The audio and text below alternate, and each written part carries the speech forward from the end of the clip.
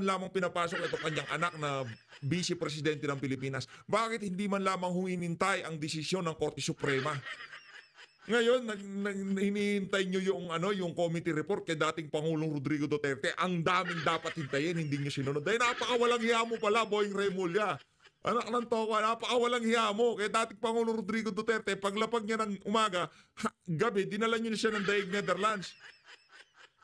Pambihira pagka nga naman tinamaan ka ng mga bangag. That's a committee investigation. What was contained was a chairman's report. So that's a little strange. But anyway, we'll answer it. But sir, do you Sagot, think this tama will be yan. enough Sagot kayo. for Senator Ay once na you submit your explanation? Pagtapos ng eleksyon, tama na yun. Kasi parang in-aid lang yan. Parang gusto lang talaga makakuha ng publicity tungkol sa election. Nako, Ano tayo magagawa? Sir, nako, Senator Amy Marcos, binabanatan ka ni Bonjing. Kesyo, pagkatapos daw ng eleksyon, parang alam na niya tirada mo. Parang alam na niya karakas mo. Na pagkatapos ng eleksyon, magpaparinig ka na naman. Kakampi ka na naman ni Boying.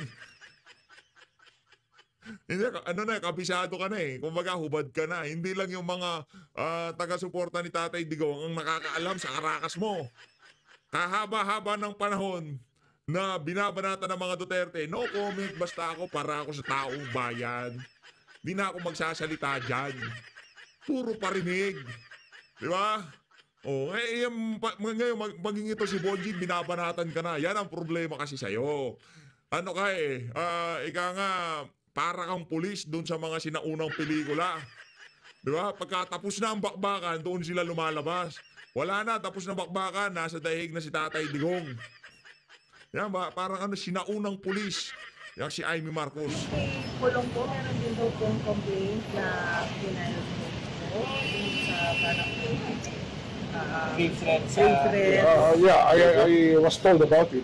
There's also CCTV, but Kulong is saying na baka daw fake po yung video. Now, we will look into it. We'll let the prosecutors handle it.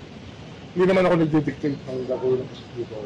We give enough leeway and very transparent ang process dito sa DOJ. Sir, on Friday po si VP Sara is scheduled for a PI dito po sa DOJ. Okay. Meron po bang special preparations? Meron po bang yung kampo niya? Well, she will have the PSG with her here. Open naman sila, pwede naman sila pumunta rito to secure the premises. And it's going to be the call of the Prosecutor General. Hindi po ako nag-handle ng preliminary investigation. Sir Anson Ke, meron po ba tayo bagong update on that? Anson Care, I will be meeting with some of the police officers this afternoon. Nakakausapin ako. Okay, Sir, possible tatanong ko na rin. Possible pa ba sir na maibalik yung ransom money? Kasi may ilang conversation na Na yun ang sinasabi ko sa police. Dapat hanapin nila yung ransom money at ibalik sa pamilya. Nako, yari tayo dyan. Kausapin ang mga pulis na ibalik yung ransom money sa pamilya. Kawawa naman yung mga pamilya, ha? Nagbigay ng ransom, tapos, ginurgur pa rin. Hoy, mga pulis, hanapin nyo daw yung ransom money. Naku, baka pinagati-atian na yan. Ano na yan, malabo pa sa sabaw ng pusit, ika nga. No, That's very basic sa kidnapping cases. Okay? Sir, meron kayong gusto bang idagdag? May nakakalimutan ba kami? Hindi naman, ano lang yan. Hindi lang clear talaga yung procedure ng ombudsman. Anyway, we'll still after it. Pero hindi malinaw ang procedure kasi dati, pero fact-finding yan. yan ang sinasabi natin. Procedure. Diyan kayo magaling. Pag kayo may procedure. Yung dating Pangulong Rodrigo Duterte, kahit napakalinaw na ng procedure, hindi nyo sinunod. Diba? Yan ang problema natin. Binibida nyo ngayon, procedure. Anong procedure? Kung ikaw dinakip, meron kang karapatan na pumili ng sarili mong abogado, makita ang iyong mga mahal sa buhay. Di ba? Marami kang karapatan. Anong ginawa nyo sa mga karapatan ni dating Pangulong Rodrigo Duterte? Procedure. Meron katapusan ng lahat, Bonjing. Baka magalit. Ayaw pala niyan tinatawag na Bonjing. Boyeng! Merong katapusan ng lahat. Huwag natin isipin na habang buhay, makapangyarihan tayo. DOJ Secretary tayo, untouchable tayo, Remulla tayo. Darating ang panahon, iikot ang bola. At baka pagka umikot ang bola, hindi pala bola, gulong. Baka pagka umikot ang gulong, naku, baka di nyo magustuhan ng mga susunod na kabanata. I was to publish yan. Yung ngayon, parang hindi na tumaan sa fact-finding. Basta dire-diretso kagad sa amin. So, we'll see. Anong fact-finding? Ba't pa kailangan ng fact-finding? Merong interview ang iyong kapatid kay Pinky Web na ibinibida niya na ano yan, collaborative effort, team effort, nag-usap-usap kami nila Anyo, nitong si Gibon, di ba? Anong fact-finding? Lahat, yung mga facts nasa nasa social media na, nasa interview na, nasa mga kayabangan na ni Torre, di ba? Hindi niyo pinapasok itong anak ni dating Pangulong Rodrigo. Anong fact-finding? Dapat yung fact-finding na yan, ginawa nyo nung panahon na inuhuli nyo si Tatay Digong. Diba? Inanyo muna dinala nyo muna sa competent judicial authority. Hindi nyo pinamigay ang kapwa Pilipino nyo. Kaso ang problema, pinamigay mo, Brad. Kaya kailanman, yung pangarap ng pamilya nyo na magkaroon ng senador sa angkan ninyong mga Remulla, malabo pa sa sabaw ng pusit. Tandaan mo, Boying, kailanman hindi magkakaroon na senador na Remulla. Alam naman namin yung mga pakay nyo yung dalawang magkapatid dyan sa DILG at dyan sa DOJ. Di ba? Ginagawa yung stepping stone yung mga ahensya na yan para maging senador. Yun yung main goal dyan. Pagkatapos ng senador, mga ambisyoso yung mga tao na yun Vice President, tapos Presidente. Hindi naman nila gagawin lahat ng kabalbalan na yan kung wala silang pinaplanong madilim. Kasing dilim ng kulay ni Boying. Tayo ba dilim-dim naman ang kulay natin? Pero mas madilim ang kulay ni Boying. I will not insinuate anything. I'm just saying, yung rules na tinitingnan namin, parang hindi nasunod. Yun! Yung rules daw na tinitingnan nila, hindi nasunod. Yung rules na dapat tignan noong inaresto itong si dating Pangulong Rodrigo Duterte, bakit hindi ka nag-iiyak dahil walang nasunod, di isa? Hindi pinapasok ang kanyang anak.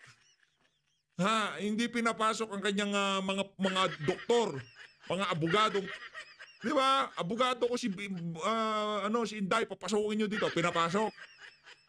Yan, ngayon kayo naman ngayon ang naghahanap ng proseso. Pero kay dating Pangulong Rodrigo Duterte, lahat ng karapatan ni Tatay Digong binasura nyo. Diba? Yun naman ang totoo. Yun ang realidad. Yun ang sinisigaw ng karamihan sa ating mga kababayan. Hustisya kay dating Pangulong Rodrigo Duterte. Justice. Bring him home. Diba? Dahil nakita ng mga kababayan natin kung gaano kagagago yung pinaggagawa nyo kay Tatay Digong. Itong si ikaw kumukumpas niyan Diba? Ikaw nga nagbumibida dyan sa shot call mo. Sabi mo na maayon sa batas. Kulang na lang sabi nitong itong si Torre. Kakalad ka rin niya si Tatay Digong. Hindi pa papasukin yung mga doktor, hindi papacheck. Ang daming nalabag sa mga karapatan ni Tatay Digong. Proseso daw ngayon ang hinahanap ni Bonjing. Ayaw niyang Bonjing, baka magalit. Dito na tayo sa naghain ng problema sa kanila sa ombudsman. Pakinggan natin itong si Senator Amy Marcos. Naku, mamaya na natin pag-usapan to. Ito muna kay Amy Alright, tayo. joining us now on Hot Copy, Senator Amy Marcos. Senator Marcos, good morning to you. Yes, good morning. Kumusta na kayo? Alright, you said kailangan mangibabaw ang katotohanan. And that would be at the expense, essentially, of your brother's approval, the president's approval on how the arrest of former President Duterte was handled. Clearly, you do not believe that he had the power or that was the right manner to do so. Tama ba yun, ma'am? masalimuot yung tanong mo. Ano ba yung tanong? Ang nakikita ko lamang nung tinangay si Presidente Duterte at dinala sa ibang bansa, lahat tayo ay nayanig. Naiyak ako at katulad ng marami na bigla kung bakit tinangay ang isang Pilipino, matanda na, may sakit, dinala sa ibang bansa. Bakit? Binaliwala na ba yung ating husgado? Wala na bang kakwenta-kwenta lahat ng huwes sa Pilipinas? Wala na bang rule of law sa atin? Talaga bang failed state na tayo na kinakailangan sa ibang bansa? At talagang pinilit ko na magkaroon ng investigasyon dahil responsibilidad to. I'm the chairperson for foreign relations, and it was the first time that we encountered a case, really a case of first impressions to do with the ICC and the Interpol, and I felt obliged to look into it and find out the truth, if only to calm everyone's nerves, everyone's fears and anger that was demonstrated more than amply in the streets. So, wala namang kinalaman sa aking kapatid. Ang nais kong malaman, talagang ano ba nangyari at karapat-dapat ba? Doon naman tayo nagsimula ng investigasyon. Hindi, parang sabi naman ni Boying Remulla, ano lang yan? Election lang yan, medyo mileage lang daw yung ginagawa mo na yan. Ako, binibira ka ni Boying, madam. Paano ba yan? Di mo ba siya sasagutin? At the very start, if you recall in October, when the filing for candidacies began, I already declared I'd be independent of the Alianza and of any other alliance. May masamang kutob ako eh. I had this really bad feeling that horrible things would happen. But I didn't really think it would go this way, that it would actually be this bad. At ayoko yung bardagulan sa politika. Yun lang naisip ko eh. I just turned up because it was Lawag, it's my son, okay. Oh, narinig nyo. Ayaw niyang bardagulan sa politika. Huwag ka pumasok sa politika. Nakananto ko yung mga Pilipino nga nakikipagbardagulan para sa inyo. Tapos kayo mismo ayaw niyong bardagulan. Dating Pangulong Rodrigo Duterte nga nakikipagbardagulan. Ikaw, huwag kang magpolitika. Ganun lang naman kasimple yan, Aimee. Kung ayaw mong bardagulan, umalis ka dito. Nakananto ko eh. O, tanungin ko kayo, Atty. Vic Rodriguez o itong si Aimee Marcos? 10,000% Atty. Vic Rodriguez ako. Yon, may prinsipyo, may paninindigan. Di lang basta-basta nagpaparinig. Ito kasing ali na to, puro parinig noong una. Ngayong wala na si Tatay Digong. Ngayon siya, dapat ganito, dapat ganyan. Lang. Pero hindi ko na sinisiputan lahat at I basically relied on local friends to campaign. Yun lang. Pero yung investigasyon had to carry on. Okay, so you brought it before the ombudsman, and the ombudsman acted quickly on your complaint. The ombudsman is asking the personalities to answer the allegations within the days that are required. I wanted to ask you, what do you believe under Republic Act 9851? No less than Senior Associate Justice Carpio, who, by the way, is not politically aligned with you or President Marcos Jr., says that under RA 9851, the widespread murder or willful killing of civilians is considered a crime against humanity, and therefore the persons arrested may be brought to court before authorities, so the president can decide to surrender a Filipino citizen. What do you make, Senator, of RA 9851? Yes, mahabang diskusyon namin yan sa hearing, and we also involved further experts such as Justice Ascuna, who was part and parcel of the framing of the Constitution. In addition, we also had legal consultants, we had attorneys and constitutional lawyers. Ang dinidiscuss namin yung 9851, particularly Section 17. There's no dispute regarding crimes against humanity, but the dispute revolved around surrender versus extradition. They were claiming that it was surrender. The Secretary of Justice indicated that it was surrender, when in fact the reference in the Interpol sheet was to extradition. Extradition, as we know, has just been ruled upon in a very critical case last year, yung immigration versus Yuenle. Ang dami-daming kondisyon. Mga 8 yata yun na kinakailangan may hatol galing sa local court and so on.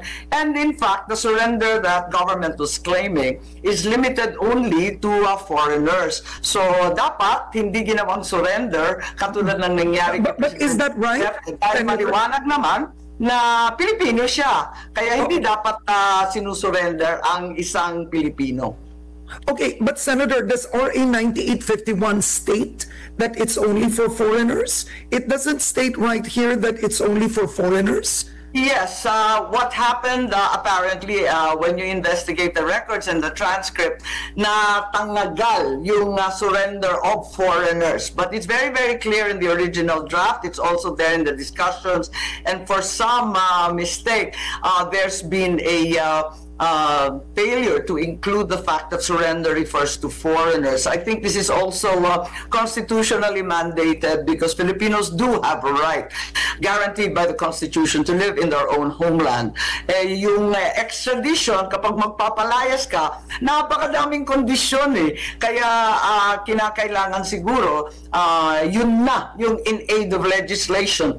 While we have to give the constitutional mandate to the Ombudsman to punish and investigate erring public officials, the Senate and the Congress can actually amend 9851 so that it's clearer. In fact, the extradition law in the Philippines was written by my dad, so I think I typed it up because I remember it quite clearly, and it's very, very old as well. Okay, so Senator, to leave this particular topic, clearly it wasn't extradition, pero naniniwala po kayo lumampas sa kapangyarihan ni Pangulong Marcos Jr. ang ginawa niya ng pagbigay, pag-surrender kay dating Pangulong Duterte sa The Hague. Nilabag po niya ang batas. Hindi maliwanag kung sino ang nag-order. Tinatanong nga namin pero sabi nila executive privilege. Tapos nung bandang huli ang sinabi si Secretary of Justice, si Boying Remulla, sabi niya siya daw nag-order. So hindi po maliwanag kaya nahihirapan ako and I'm having a difficult time deriving witnesses because subpoenas have not been signed. Not a single one has been signed by the Senate President. And even the single person we held in contempt. First time ko mag-contempt, hindi ako mahilig niyan eh, ay rinilis ka agad-agad. So sabi ko sa ombudsman na lang tayo umasa pagkat hinaharang itong investigasyon. Mukhang ayaw na ayaw nilang mabuko at mailabas ang katotohanan. Pero natuwa naman ako sa ombudsman kasi ang issue ay talagang umaksyon agad at hindi nasayang yung panahon ng lahat. Ipinalagay kong nakita ng ombudsman ang kasinungalingan at mga butas sa testimonya at kilos na lumitaw sa 3 pagdinig ng Senate Committee. Pero Senator, President Marcos Jr. had a press conference right after the surrender. And he said the government had no choice but to cooperate with the Interpol, which means essentially he gave the go signal or he ordered, but clearly he agreed to the surrender. Kasi nag-press con po siya eh. So, yes, I'm aware of that. Narinig ko nga na may obligasyon ng Pilipinas at siguro yun ang pagkasabi sa kanila ng mga advisor at maliwanag naman na ang Pilipinas ay hindi nasakop ng ICC. This is way, way too late as recently underscored by the defense attorneys also at the ICC of President Duterte. At the same time, it's very, very clear that the Interpol was merely forwarding an email, a request for information to the Republic of the Philippines, and that in fact President Duterte is not in any way wanted by the Interpol. As a matter of fact, those who are familiar with the Interpol are very clear that no red warrant was sent out. In fact, it was only a diffusion order because it was political or suspiciously so, which would be against the Constitution of the Interpol in Section 3, Article 3, ang liwaliwanag. Kapag politika, ayaw nila sumali. Oo. So, ganito, Senator, ang tanong ng marami, why would Senator Amy Marcos go as far to defend the Dutertes, to stand by the Dutertes, no, over your own brother?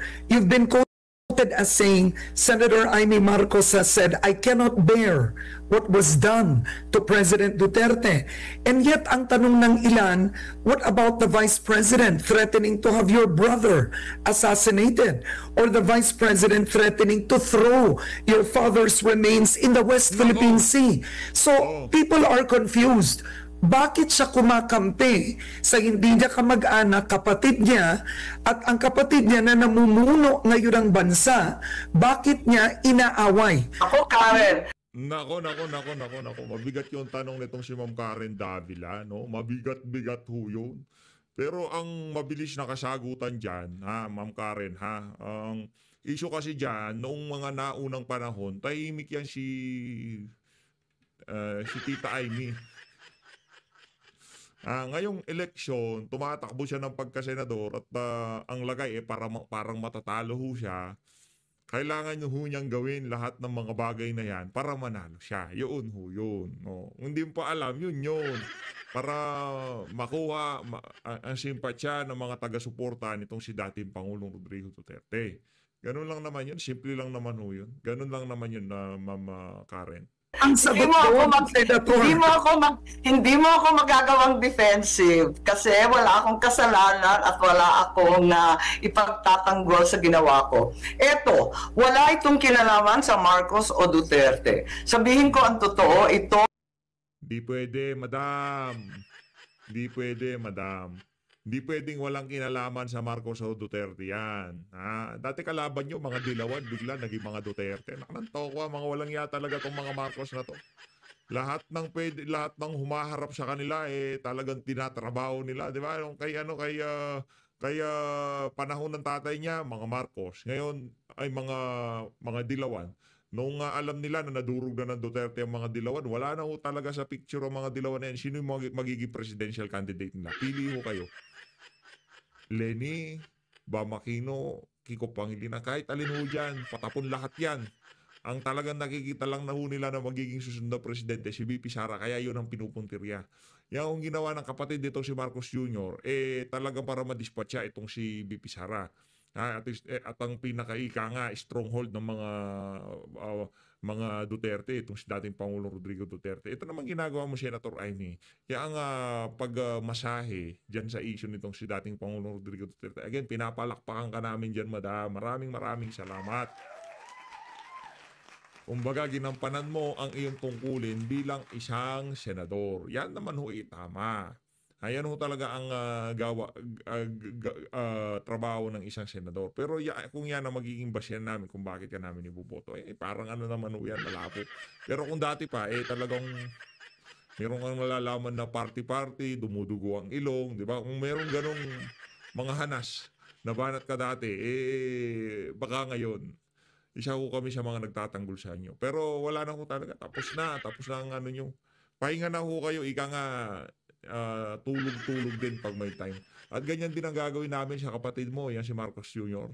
Kung sino man ang ilalaban niya ng pagka-presidente sa 2028 presidential election, ganyan din gagawin namin sa kanya. Kagaya ng ginagawa namin ngayon sa'yo, ganun ang gagawin namin sa kandidato ng kapatid mong bangag. Ganun lang. ay soberanya ng Pilipinas. Hindi ko matanggap I cannot accept what happened. It was clearly a challenge and an insult to our sovereignty, to the functioning courts and our exemplary judges. And I cannot accept that this was the right thing to do. It had very, very little to do with being a Marcos versus the Dutertes. Kinakampihan, sabi mo. Para sa akin, wala akong kinakampihan. Kinakampihan ko ang Pilipinas. Dahil hindi tama ang nangyari. On a personal note, ang nakita ko lamang ang nangyari sa tatay ko. Ganyan na ganyan din ang ginawa sa ama ko, tinangay ang aking pamilya, dinala sa Hawaii, at para sa akin hindi katanggap-tanggap yun. Like President Duterte, my father announced time and again that he was prepared to face any Philippine court but not a foreign court. Given that all the alleged crimes and offenses were committed in Philippine territory against Filipino citizens, ano naman ang pakialam ng dayuhan sa ating usapin? Nakita naman natin lahat ng tinangay na mga testigo, ang dokumento, lahat ng deposition nanggaling sa Pilipinas at dinanga sa The Hague. Bakit hindi na lang natin ginawa dito? May nagsabi nga sa akin imported na nga yung rice, imported pa yung hustisya. Ano ba nangyayari sa bansa natin? Wala na ba ang Pilipinas? Okay, but then Senator, you also have Duterte's crimes against humanity. We are not denying, I am not in any way judging, denying, I'm not standing as his attorney. I have no doubt that there are actions that need to be answered for, but to my mind, given that the accused is Filipino, that the victims were Filipino, all the alleged crimes were committed in the territory of the Philippines, bakit hindi na lang dito? Kaya naman natin yan kung ano O paminsan-minsan tumatama naman tong si Mangga. ano na ang nangyari dito sa atin, bansa, na alam naman natin ang patuan, ang mamasapano, ang kung ano-ano na talagang kinakailangan panagutan. At nakita naman natin, na kinaya naman ang husgado natin yan. Bakit naman ito? Takot na takot tayo. Baka kaduwagan na imbes na dito sa Pilipinas kinakabahan kaya walang visa muna yung ating judiciary at tinangay sa ibang bansa. Hindi naman maganda yun. Ayoko naman na sabihin na wala nang pakinabang dito. Isara na natin lahat ng korte. Okay. So, para sa akin, wala ito sa pamilya At pinipilit nila na pumanig ako sa kaapelyido ko o pumapanig sa mga kaibigan ko. Walang ganun Para sa akin, ang tama ay tama, ang mali ay mali. Yun. Yan yung mga paninindigan na dapat 2 years ago na ginawa mo na. Yan di ngayon. Wala naman sanang problema di ba? Wala naman sanang problema. Yan yung mga bagay na dapat nung 2 years ago ginawa mo. 2 years ago nanindigan ka ng ganyan. Hindi ngayong malapit na eleksyon. Kasi nung mga naunang mga interview mo, kahit sinong magtanong sa'yo, sinasabi mo, ano lang, para ako sa Pilipino, tama na yung away-away. Magkaisa na lang tayo. Diba? Tapos paparinggan mo, susundutan mo si Tambaluslos. Diba ganun yung mga birada mo nun? Ngayon, nag-iba ka ng tono. Anong dahilan? Kasi mag-e-eleksyon. Ano sabi ni Boying sa'yo? Ito dalawa ito, pinagsasabay na natin si Boying tsaka si Aimee. Wala naman ho tayong wala naman nung kwenta yung dalawa na yan. Ito lang, sila lang ho talaga. Yung 10 na yan, sila lang ho, sa kanila lang ho tayo magkakaroon ng tsansa na maibalik sa tamang landas itong bansa na to. Kung wala itong 10 na to, wala na, ayawan na ika. Pagkatapos ng eleksyon na to, pagka hindi natrabaho itong mga na to, itong nakaupo itong 10 na to, maging mga vlogger, wala na. Mga vlogger ni dating Pangulong Rodrigo Duterte, mga DDS vlogger, naku, tatrabahuin nila yan. Kasi alam nila na iba ho ang eleksyon pagka presidential. Talagang yung mga vlogger, ano ho yan. Hindi ho ito ang test, pwede rin, test ito sa mga DDS vlogger kung paano nila ikakampanya. Itong mga kandidato. Ito ho kasi iba to, 10 ito 12 ito. Tapos labo-labo dito. Hindi ko kagaya pagka-presidente, ang dalawang maglalaban dyan, 2 lang. Tapos latagan ng plataforma. O yung mga pag-uusapang pangalan, 2 lang dito, napakarami. Yung iba ho talaga, hindi sinabi ko na ho sa inyo yan. Kaya noon pa lang, narinig natin yung mga pangalan ni Lacson, pangalan ni Soto, yung mga yung mga veterano, nung narinig natin, natin, kumbaga, nasabi na natin na mahirap talagang makapasok dito sa senatorial election. Pero pinipilit pa rin natin para kahit paano merong makaantabay itong si Vice President Sara Duterte diyan sa Senado.